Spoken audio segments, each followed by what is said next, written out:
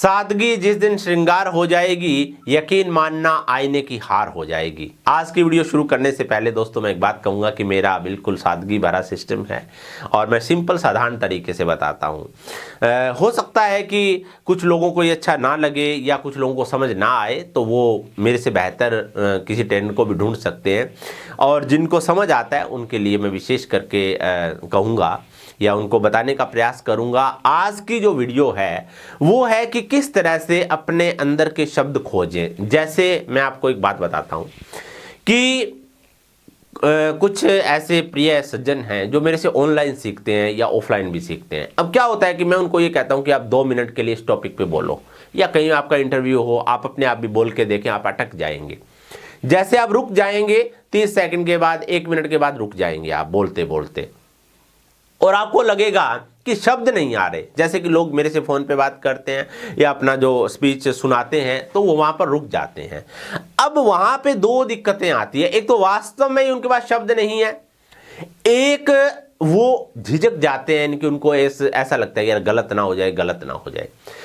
अभी जो है इस चीज का हम लोग निवारण करते हैं।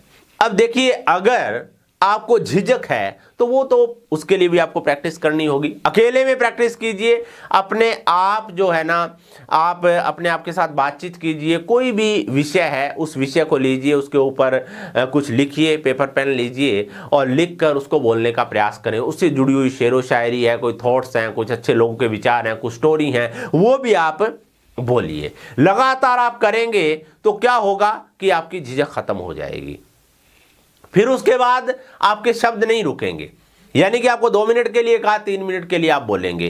फिर दूसरी बात आती है, कई लोगों के पास शब्द ही नहीं होते क्योंकि उन्होंने इस तरह से चैनलाइज कभी बोला नहीं होता या कभी इस तरह का किया नहीं होता। बेशक वो कितने भी अच्छे टीचर हैं, संचालक हैं, या कोई भी संचालक मीन की स्कूल संचालक हैं, किसी भी संस्था के संचालक हैं, या वो कोई लीडर हैं, उन्होंने कभी ऐसा नहीं किया होता।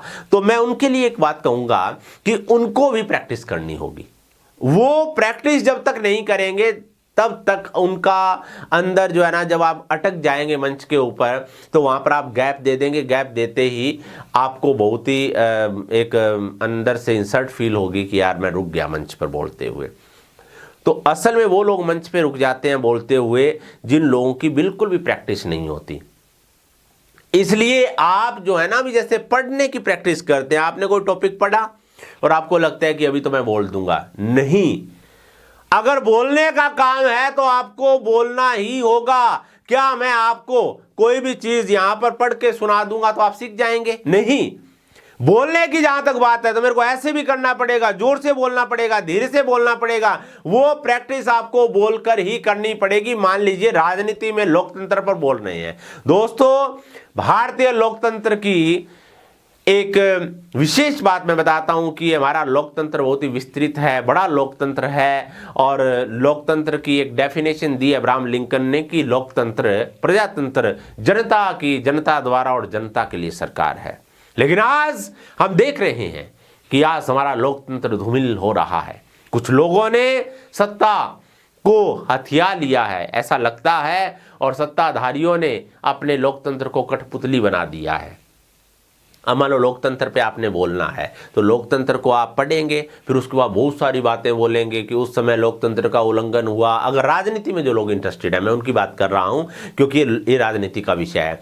तो आप लोकतंत्र पे मान लीजिए 5-10 मिनट के लिए प्रैक्टिस करें हर दिन, और 2-3-4 दिन के लिए फिर आपको लोकतंत्र पे बोलना पड़ गया। मैं आपको सच कहता हूं, आपके अंदर से स्वतः ही शब्द जो है निकल आएंगे। थोड़ा सा भी गैप आता है, घुमा फिरा के आप चीजों को कवर अप कर देंगे। तो इसलिए बोलने की जो प्रैक्टिस है वही जो है ना, तभी आपके शब्द आपकी जुबान पे आएंगे, क्योंकि जुबान पर शब्द बोलने से ही आएंगे। मैं फिर वो कह रहा हूं, तो यहां पर एक डिफरेंस को आप समझने का प्रयास करें कि अगर आपने एक वक्ता बनना है तो केवल याद करने से काम नहीं चलेगा कि आपने धीरे धीरे, कुछ लोग जैसे मेरे को प्रैक्टिस करके कई बार भेजते हैं, बिल्कुल ऐसे भेजते हैं जैसे मान लो कि मेरे को कोई प्रश्न सुना रहे हैं, कोई क्वेश्चन सुना रहे हैं, जैसे क्वेश्चन प्रश्न, या कोई स्टोरी, एक निबंध सुना रहे हैं, जैसे ऐसे नहीं।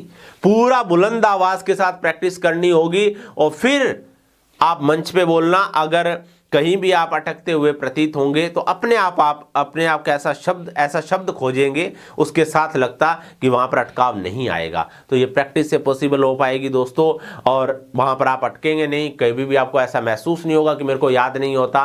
तो प्रैक्टिस प्रैक्टिस प्रैक्टिस। बने रहिए स्वामी जी यूट्यूब चैनल पर। अगर आपको पब्लिक स्पीकिंग सीखनी हो, मंच पर बोलना सीखना हो, बेहतरीन तरीके से संवाद करना सीखना हो, राजनीति में सीखना हो, अगर आपको कोई भाषण संचालन की स्क्रिप्ट चाहिए तो दिए गए मोबाइल नंबर पर संपर्क कीजिए। धन्यवाद।